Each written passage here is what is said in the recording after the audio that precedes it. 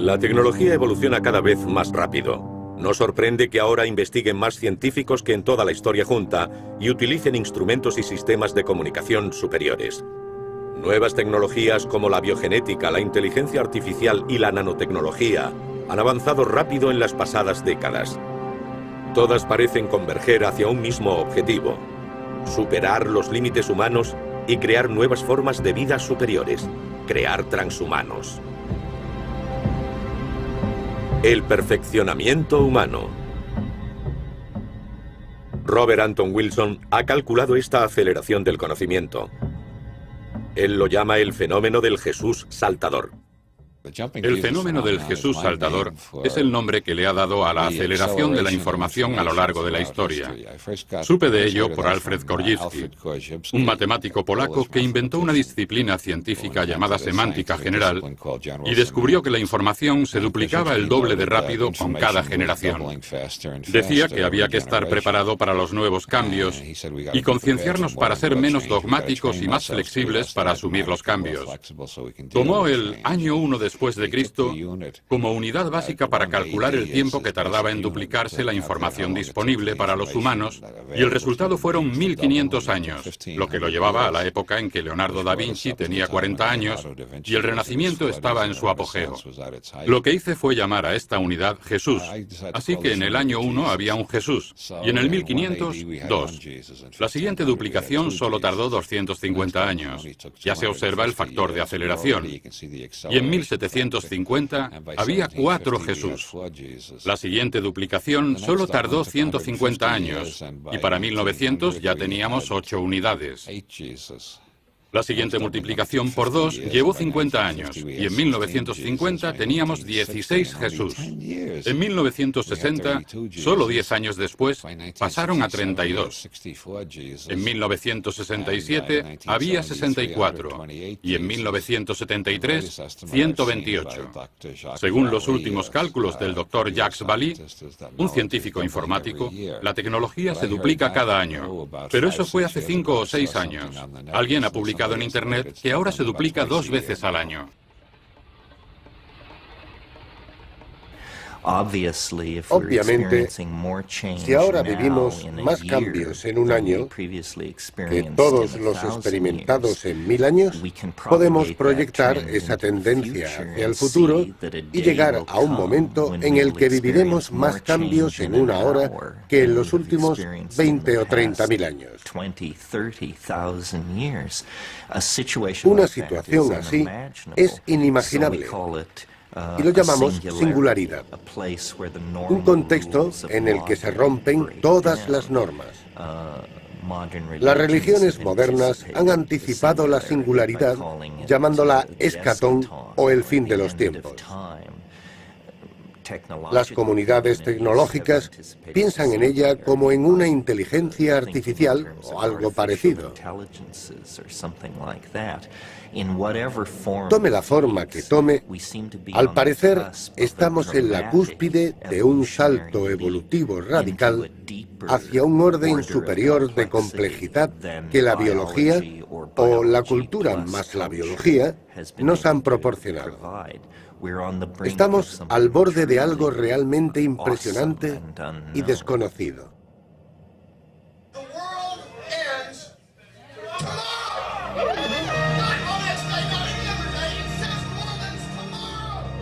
Preparando la singularidad. Un futuro en el que el conocimiento evoluciona a una velocidad infinita. Está claro que ningún ser humano será capaz de mantener el ritmo de esta aceleración.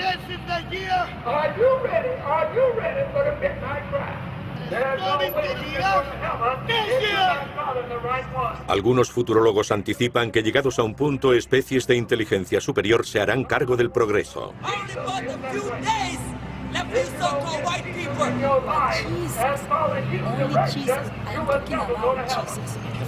Pueden ser inteligencias artificiales, humanos mejorados o una combinación de ambos.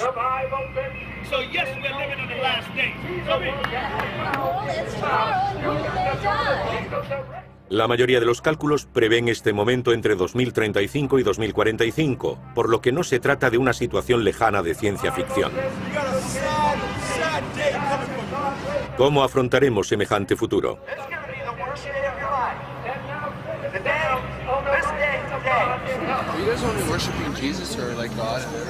It's like you're just saying that only Jesus can fill that place, and I'm saying that to every person there's an intricate Savior.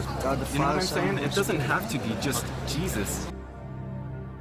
¿Cómo nos prepararemos para tal tecnoapocalipsis? Yo creo que la singularidad tendrá lugar en 2045. En ese momento, la inteligencia no biológica que hemos creado será 1000 millones de veces superior a la inteligencia humana.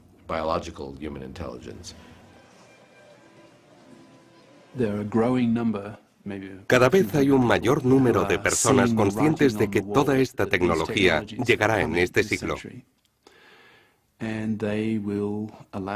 y permitirá a la humanidad, a los seres humanos como especie, elegir si queremos construir máquinas similares a Dios, por así decirlo, con una inteligencia masiva y una capacidad billones de veces superior a la nuestra. Podrían alcanzar cierto nivel de inteligencia artificial cuando empiecen a rediseñarse ellas mismas. La singularidad es la idea de que las máquinas alcancen tal nivel de inteligencia que no sean los seres humanos quienes diseñen las nuevas generaciones, sino ellas mismas. Podrían hacerlo a la velocidad de la luz. De modo que perderíamos el control y nos quedaríamos atrás, viendo cómo ellas toman el control. Durante mucho tiempo he intentado comprender por qué no se ofrece más resistencia a varias vías tecnológicas. Yo diría que el ordenador es un instrumento que permite a los humanos ser mucho más potentes de lo que son.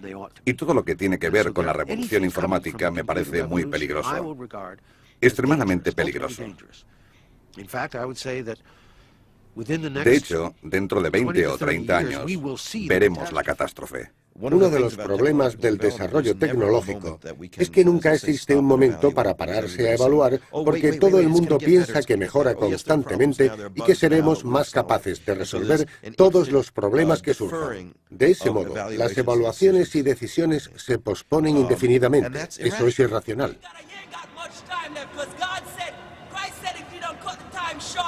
There'll be no flesh left to inherit the earth. You known as the mad scientists. El ritmo de aceleración de la innovación no solo es desestabilizador, sino que nos pone a la defensiva. Nosotros lo llamamos estrés, pero la gente cae como moscas. Y en parte se debe a la ansiedad. ¿Es este el modo en que queremos vivir? ¿Por qué no ralentizar? No estoy interesado en un futuro de posthumanos si no soy uno de ellos. Yo quiero estar ahí. Para mí es importante vivir y prosperar en el futuro. Y no solo pensar que los robots han llegado al espacio. Quiero estar ahí. Podrían aprovechar teorías de inteligencia y configurar sus circuitos para convertirse en verdaderos genios. Podrían ser realmente inteligentes, como dioses, para nosotros, los humanos, con nuestros pequeños cerebros.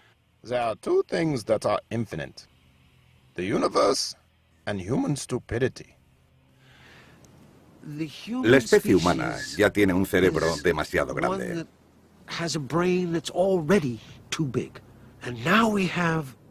Y ahora contamos con ordenadores que nos permiten aumentar su poder casi infinitamente. Las máquinas no son el problema, son los monos que las controlan quienes necesitan ser dirigidos. Somos estúpidos, no pensamos bien.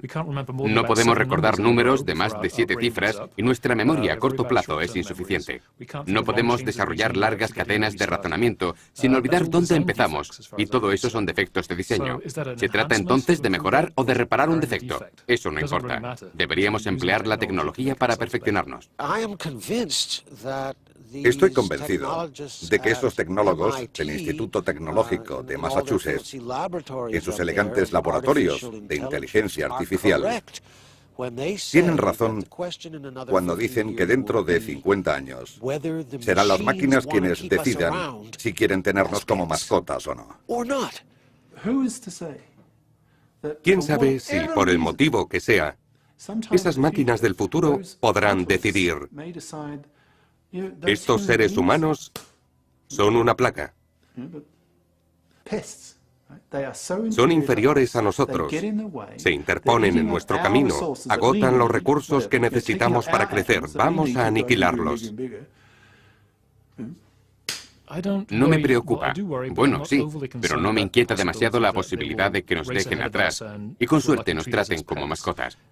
Lo más probable es que cada vez estemos más integrados con nuestra tecnología, con nuestros ordenadores y robots. Y en vez de enfrentarnos, ellos serán la clase dirigente y nosotros los subordinados. Estaremos mucho más integrados. Esa es la cuestión clave. ¿Vamos a conservar la carne de mono?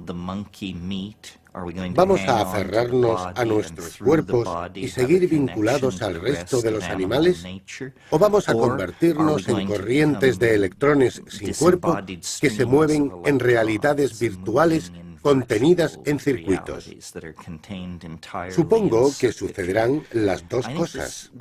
Habrá fundamentalistas que no quieran tener nada que ver con la transformación tecnológica, y habrá soñadores que nunca tendrán suficiente.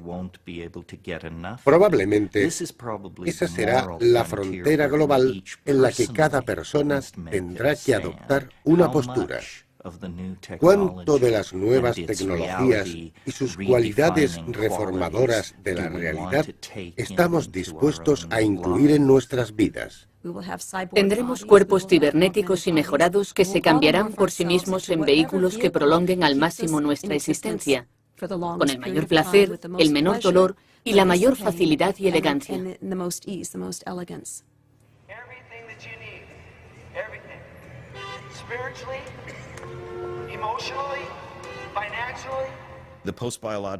Los posbiológicos dirán: vosotros los hombres sentís un apego atávico y primitivo a las especies animales. Superadlo. Superadlo y uníos a nosotros, los atrevidos. Y nos convertiremos en... Eso es lo que me da más miedo. Un gran número de personas a las que llamo fundamentalistas biológicos tienen miedo de ir más allá de su biología, para saltar a otros cuerpos, otras formas de transporte. Esa gente se aferra a demasiados compromisos, mitologías, tradiciones e historias por medio de su cuerpo, sus cuerpos sagrados, la morada de sus almas. Me imagino como un organismo cibernético modificado moderadamente. Sería fantástico que me limpiaran las arterias, tener más memoria y aprender chino en 2 segundos. Sería genial.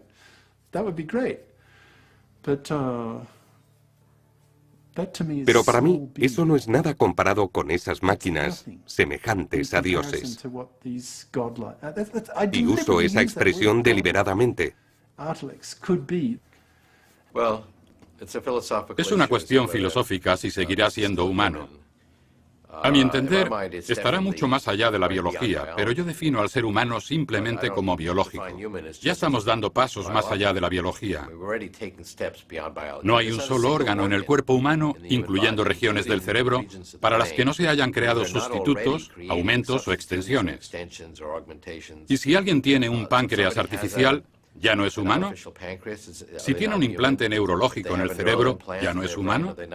¿Con menos de 10 implantes se es humano o con más de 11 no?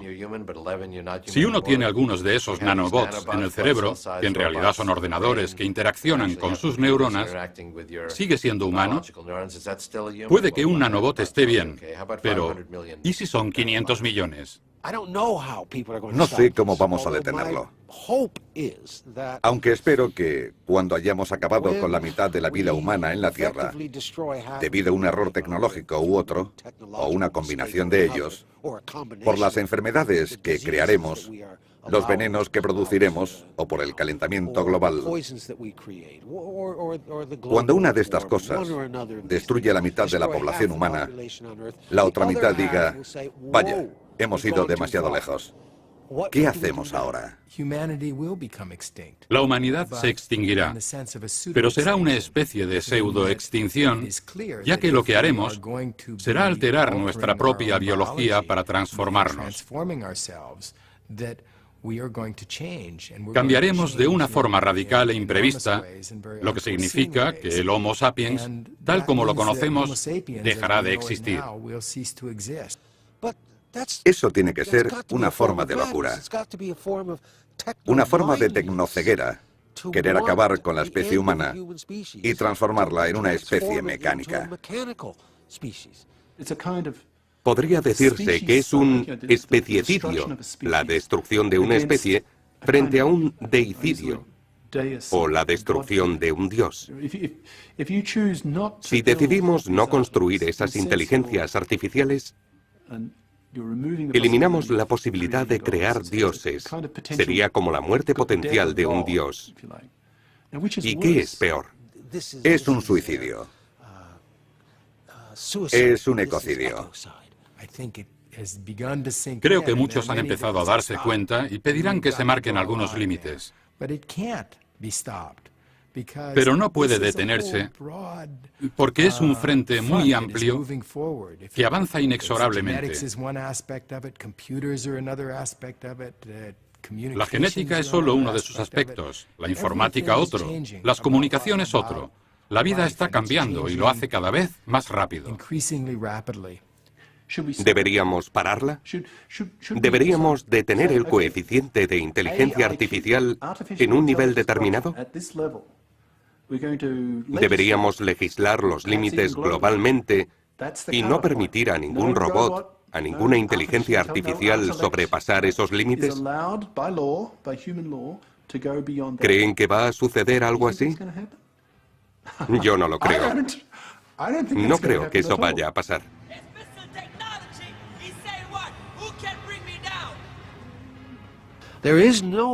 No existe un control humano, social o gubernamental sobre lo que hacen y harán esas tecnologías. ¿Cómo se frena a una industria billonaria dispuesta a construir máquinas similares a dioses? La industria robótica, los futuros Microsoft e Intel en los años 2030 o 2040, estará basada en cerebros artificiales gigantescos. Habrá muchas rivalidades políticas por el control entre China y Estados Unidos.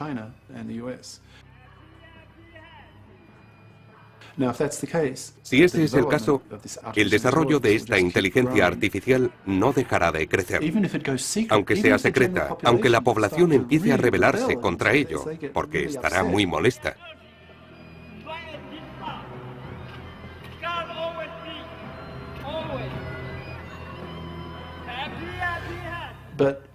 Pero el motivo principal por el que no van a detenerse es que la mitad de la población estará ideológicamente a favor del progreso.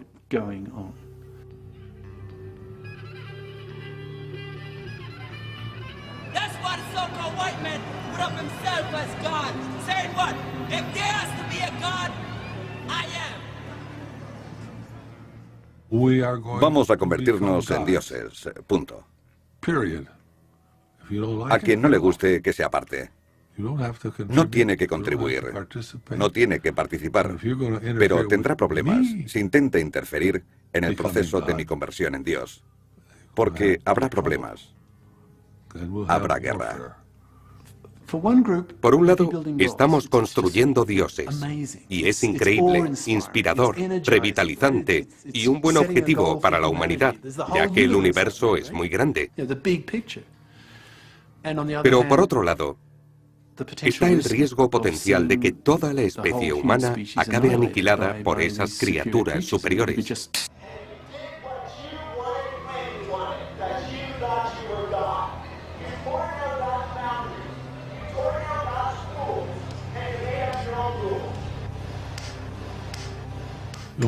La única forma que tiene de impedírmelo es matándome.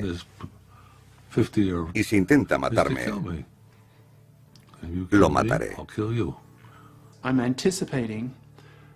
Preveo la guerra más intensa jamás librada. No estamos hablando de la supervivencia de una tribu, de una cultura o de un país, sino de la de toda la especie. Así que el nivel de intensidad será extremo.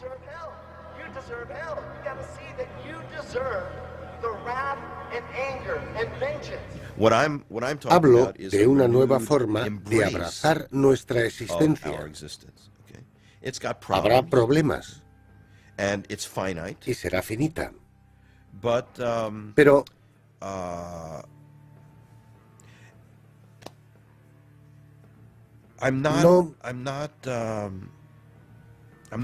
no siento ganas de huir de ella. Tenemos que aprender humildad. Humildad como especie. Cuanto más pienso en ello, más grande me parece.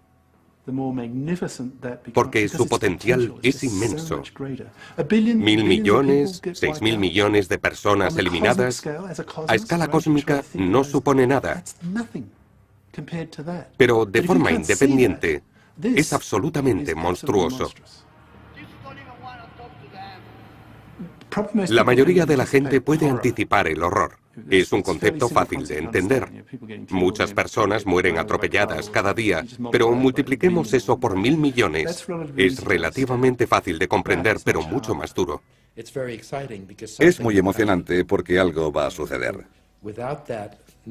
Si no sucediera nada, ser una civilización que dura 1 millón de años, por ejemplo, haciendo lo mismo cada día, hasta que el sol se calentara o enfriara demasiado y la erradicara, no tendría valor ninguno al no haber cambio. Si el sol va a estallar dentro de X años, tenemos que empezar a prepararnos ya.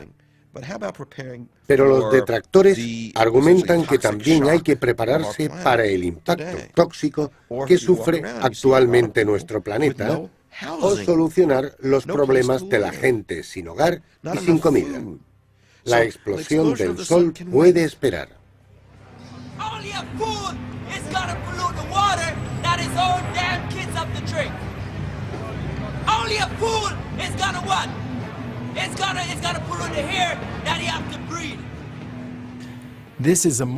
Nos encontramos en un momento en el que por primera vez es factible pensar en alimentar a toda la población.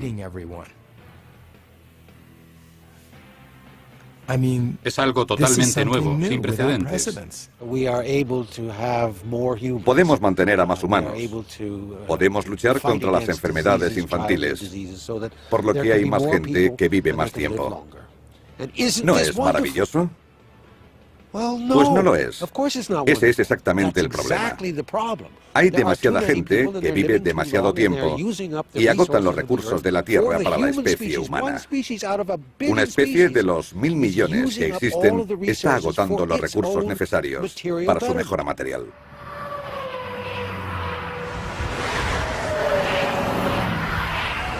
En ese mismo momento, otras especies se están extinguiendo.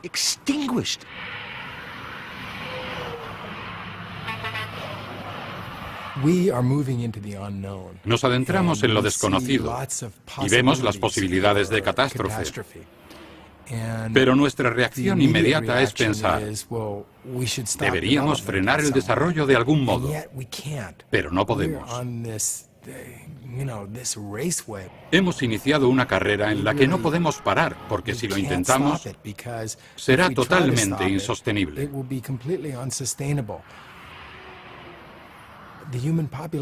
La población humana ha alcanzado tal magnitud que no puede mantenerse sin tecnología.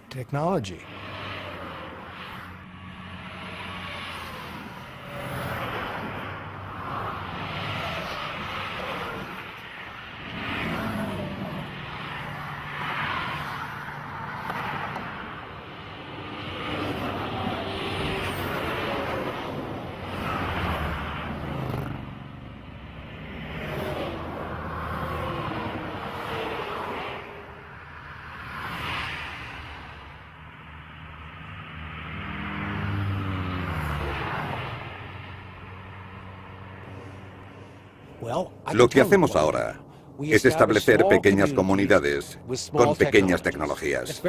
Es muy sencillo.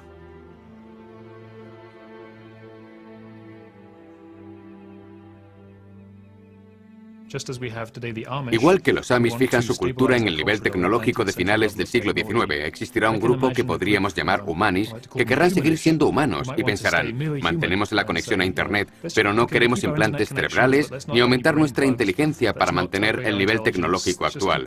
Y me parece bien que escojan. Pero la mayoría veremos las ventajas de vivir más tiempo, ser más listos y poder redefinir nuestras emociones y nuestra personalidad.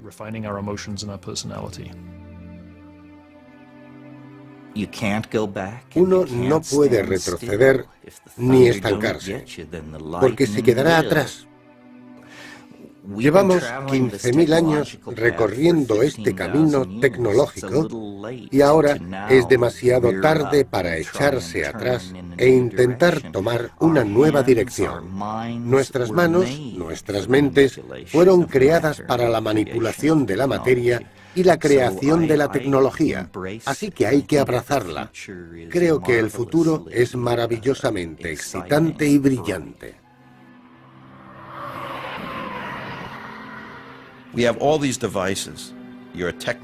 Nos tachan de tecnófobos y antiprogreso, para silenciar y anular las críticas. Nos tachan no solo de irrelevantes e irracionales, sino también de irreverentes. Si somos críticos, no podemos ser reverentes en absoluto.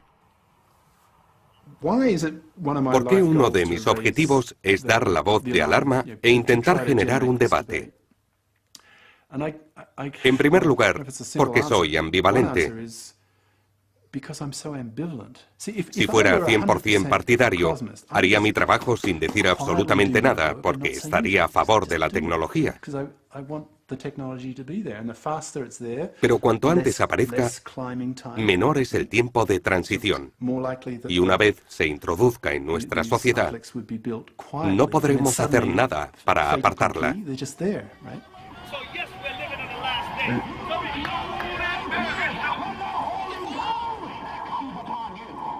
Creo que deberíamos minimizar la cautela y avanzar más rápido.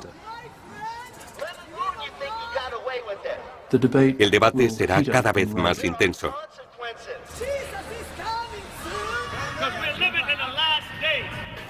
Y la gente tomará partido.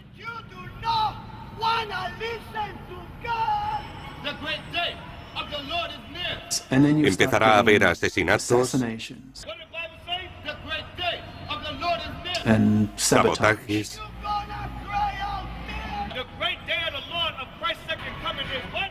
muertes en masa, la peor guerra que hemos visto jamás. Tenemos que crecer como personas y cuanto antes lo hagamos, mejor será para todos. Tengo sentimientos muy contradictorios sobre este tema. Estoy desgarrado, porque es terrible y a la vez magnífico.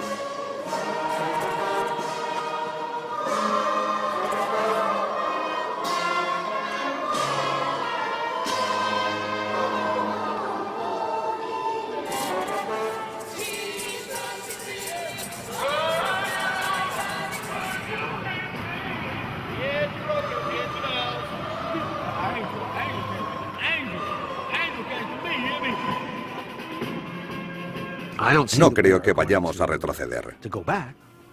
No tenemos esa opción. Ni podamos detener esto.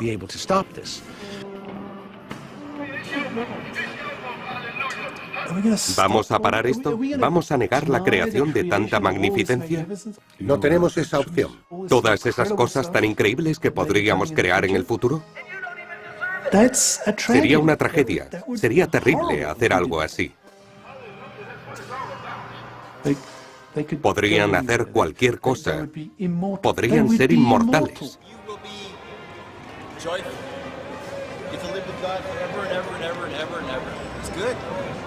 Es curioso que no podamos comportarnos racionalmente respecto a la más racional de las actividades. Si la naturaleza es sagrada,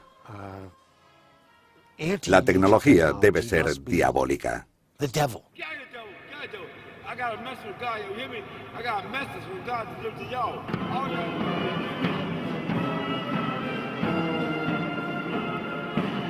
Ahora mismo el problema más acuciante es el envejecimiento y la muerte, y la estupidez humana que dificulta la resolución de problemas. Para mí, el incentivo es acelerar el desarrollo.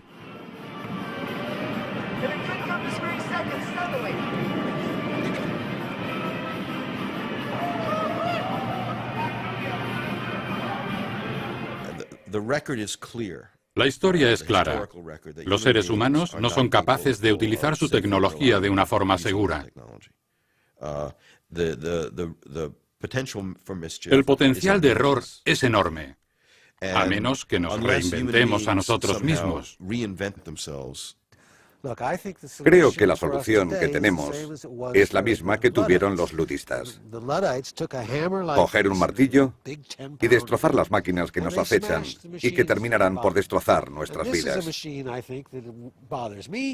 Esto es lo que deberíamos hacer.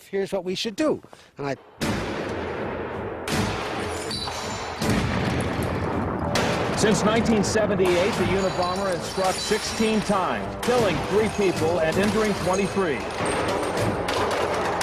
This may be what he looks like. Sir, are you the Unabomber? Sir, are you the Unabomber? Do you have anything to say at all? It's your chance to make a statement, sir. Fyodor Kaczynski era una bomber, un matemático brillante profesor de la Universidad de California. Después de 2 años en el cargo, dimitió sin dar ninguna explicación y se fue a vivir a una cabaña en el bosque.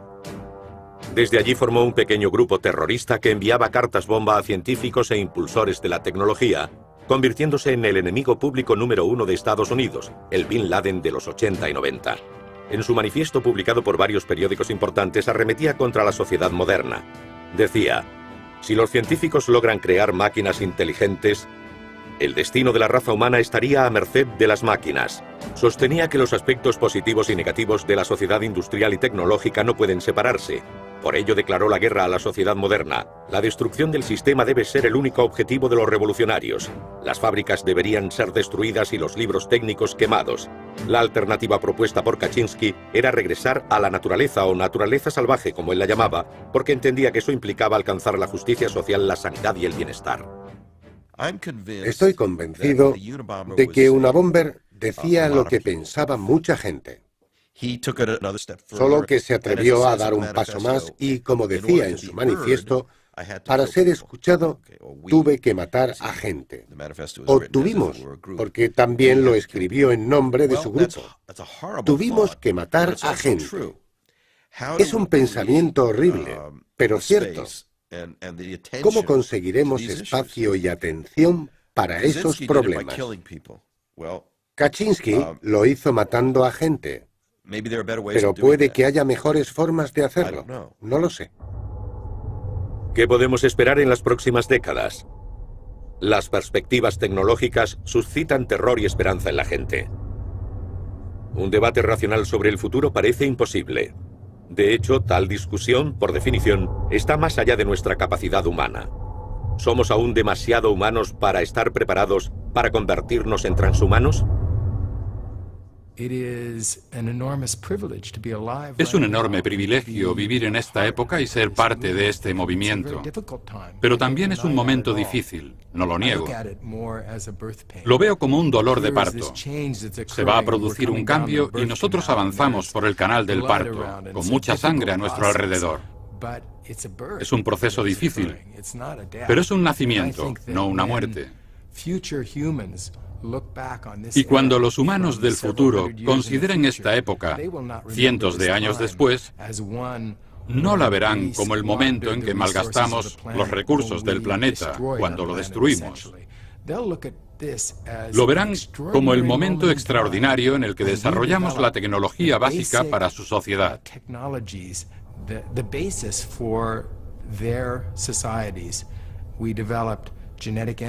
Desarrollamos la ingeniería genética, la capacidad de reestructurar nuestro código genético, algo sin precedentes, nunca visto en 3.500 millones de años de historia. Empezamos a explorar el espacio.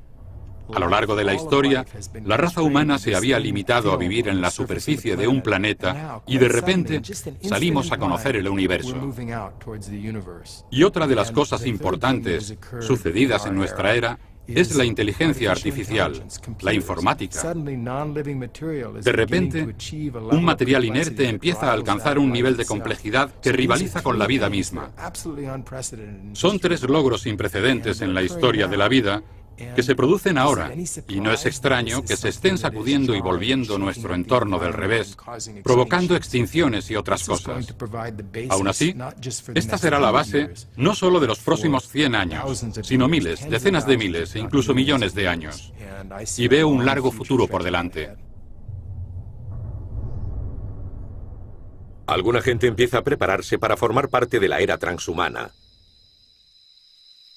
Uno de ellos es Terence McKenna, un etnobotánico que estudió chamanismo en el Amazonas. Según McKenna, para prepararse para una vida futura en la que viviremos cargados en ordenadores, antes debemos prepararnos mentalmente. Y la mejor forma de hacerlo es mediante el uso de drogas psicodélicas. En cierto sentido, esta crisis histórica o esta singularidad a la que nos acercamos es una transición entre un mundo de bajo nivel dimensional, solo 2 y 3, a un mundo de 4, 5 y 6 dimensiones. Y eso es lo que creo que sucede en un cerebro humano bajo la influencia de las drogas psicodélicas. Así que, en cierto modo, la mejor forma de prepararse para la singularidad es disolver y reconstruir repetidamente la personalidad de uno a través del uso de sustancias psicodélicas.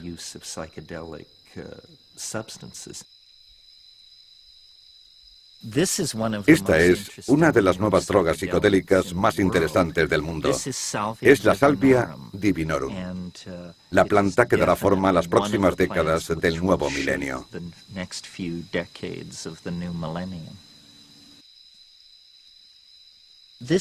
Esto es un cóleo. Resulta irónico que esta planta, que lleva muchas generaciones en nuestras cocinas, ventanas y arriates, contenga algunos de los elementos psicodélicos más potentes conocidos.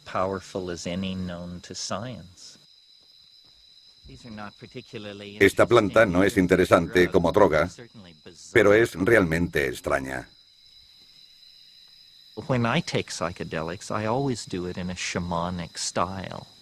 Siempre tomo drogas al estilo de los chamanes. Por la noche, solo y a ser posible en la naturaleza. Entonces observo. Presto mucha atención. Utilizo mi mente como un medio para llevar a cabo observaciones sobre la unión del espíritu, mi personalidad y la materia física de la sustancia que he ingerido.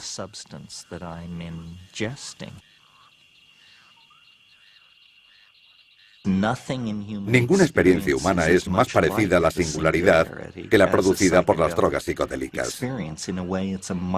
Se trata de una anticipación microscópica de un evento macroscópico que acontecerá en el futuro. Cuando una persona consume drogas psicodélicas, sufre una especie de mini-apocalipsis, una mini-revelación que lo prepara para ese gran acontecimiento de la historia.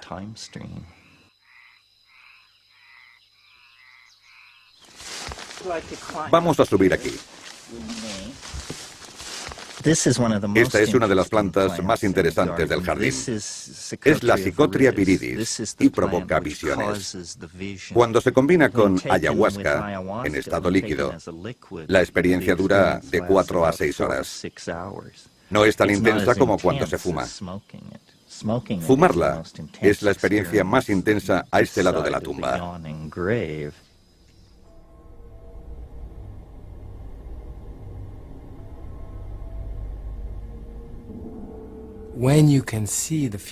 Cuando se puede ver el futuro, es muy difícil sobrellevar el hecho de que somos una de las últimas generaciones que vivirá un periodo de tiempo normal. Por ello, tendemos a querer que estas cosas sucedan más rápido de lo que lo hacen.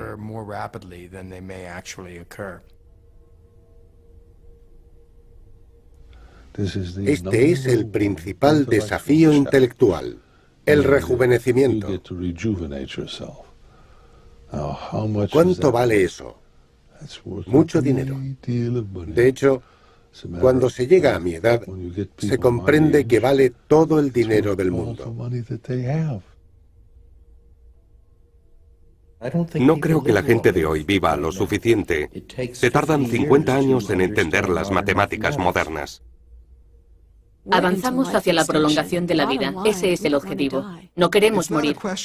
No es cuestión de si lo haremos, sino de cuándo podremos hacer intervenciones a nivel molecular, a nivel genético, que alarguen significativamente la vida humana, quizás cientos de años, en el futuro.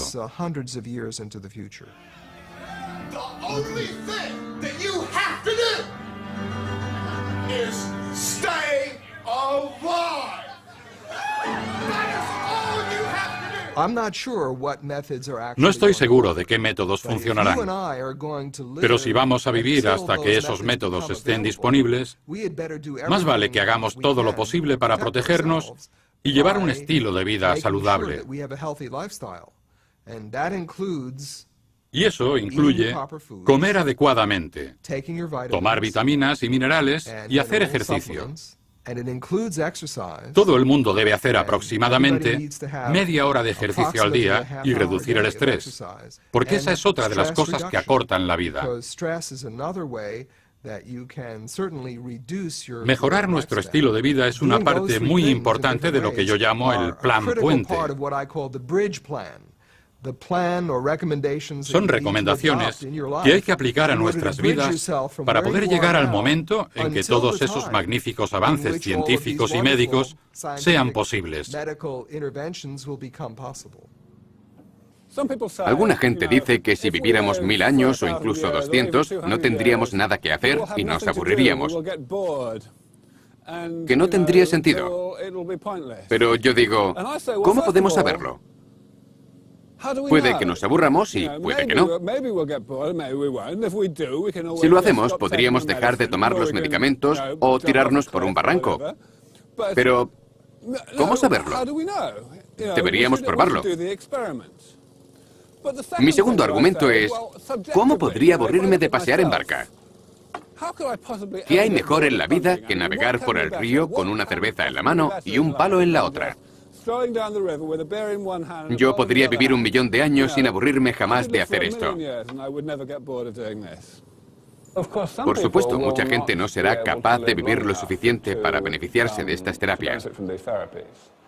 Las personas que son mayores que yo no tendrán muchas posibilidades. Tengo 42 años y creo que tengo alguna posibilidad de vivir para siempre. Pero la ciencia podría ir más lenta y no avanzar en la dirección correcta. Así que cualquiera que esté interesado en vivir mucho tiempo debería pensar seriamente en la conservación criogénica.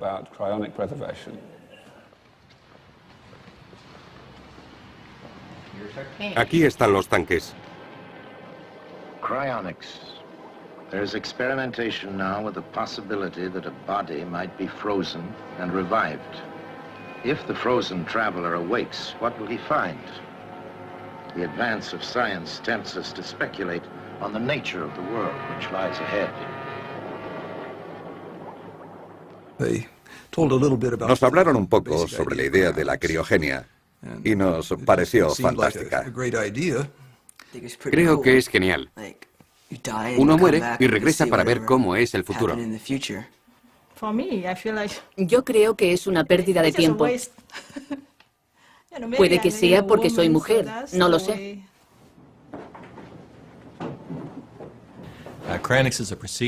La criogenia es un procedimiento mediante el cual una persona es congelada inmediatamente después de su muerte, con la esperanza de que la información codificada en su cerebro pueda utilizarse para reconstruirla en el futuro.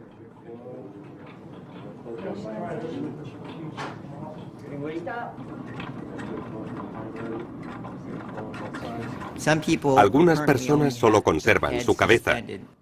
Es un procedimiento más barato y se requiere menos nitrógeno para su mantenimiento. Pero existen ciertos argumentos sobre que pierden parte de su conformación. Supongo que piensa que en el futuro la ciencia podrá desarrollarles otro cuerpo, implantarlas en un androide o algo así. Cada vez más personas deciden congelar únicamente su cabeza, no solo porque es más barato, sino porque el proceso es mucho más fácil de controlar. La forma de recuperar el cuerpo sigue siendo una cuestión abierta. Pero existen muchos ejemplos en la naturaleza que lo hacen parecer posible. Algunos animales, como los lagartos, tienen la capacidad de regenerar sus extremidades perdidas. Pero también lo hacen los humanos. Cuando se secciona una parte razonablemente pequeña del hígado puede volver a crecer. O cuando un niño antes de la pubertad pierde una parte del dedo puede volver a crecerle con el tratamiento adecuado. Eso indica que este tipo de regeneración no es imposible. No es imposible porque la naturaleza ya lo hace. Si conseguimos desentrañar ese secreto, el secreto de la salamandra, y averiguar cómo se regenera, podríamos aplicar esas mismas técnicas a los seres humanos.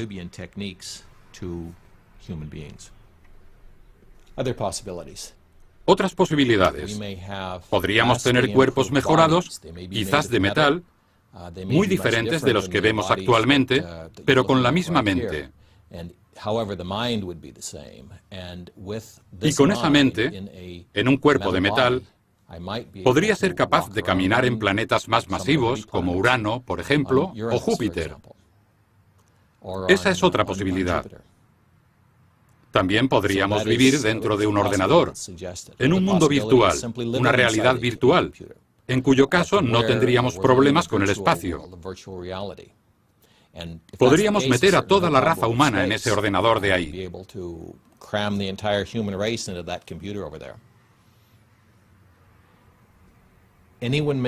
Cualquiera que emprenda este viaje debe saber que podría durar para siempre. Y que es posible que ninguna de las personas aquí conservadas, incluida esta señorita, vuelva a vivir.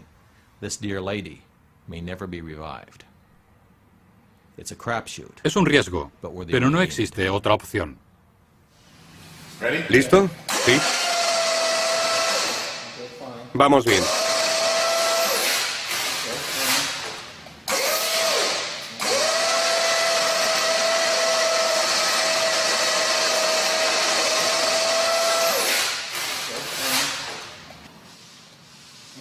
No vais a poder ver el fondo de los tanques.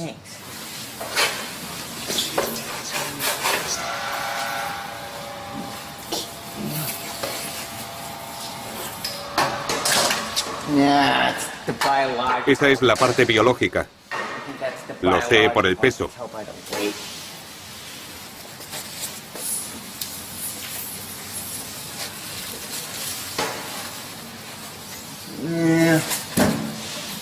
Lo siento. No está aquí. Este parece el método más obvio.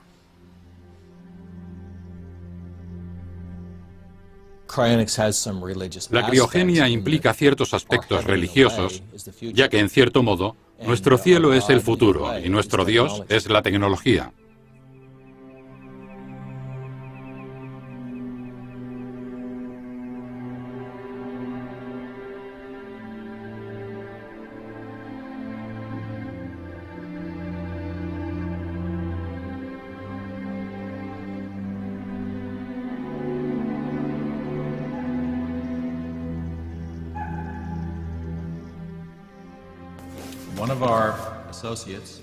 Uno de nuestros socios sugirió un programa mediante el cual enviásemos a unos cuantos voluntarios a la selva. No tendrían que ser expertos, ni ser capaces de distinguir una planta de otra o un animal en peligro de extinción. Tendrían que llenar una bolsa de elementos recogidos. Llevarían palas y recogerían muestras de plantas y cosas así. Probablemente el 99,9% de las cosas serían basura, pero el 1% podría ser muy valioso. Podría ser un animal o una planta de la selva, o cualquier otro entorno, no descubierta y condenada a desaparecer sin nuestro conocimiento. No obstante, así tendríamos la posibilidad de salvarla del mejor modo posible. Me encantaría conservar un ecosistema entero en una de las cámaras que American Cryonic Society está construyendo actualmente, como una especie de cápsula del tiempo, una biblioteca de vida del siglo XX.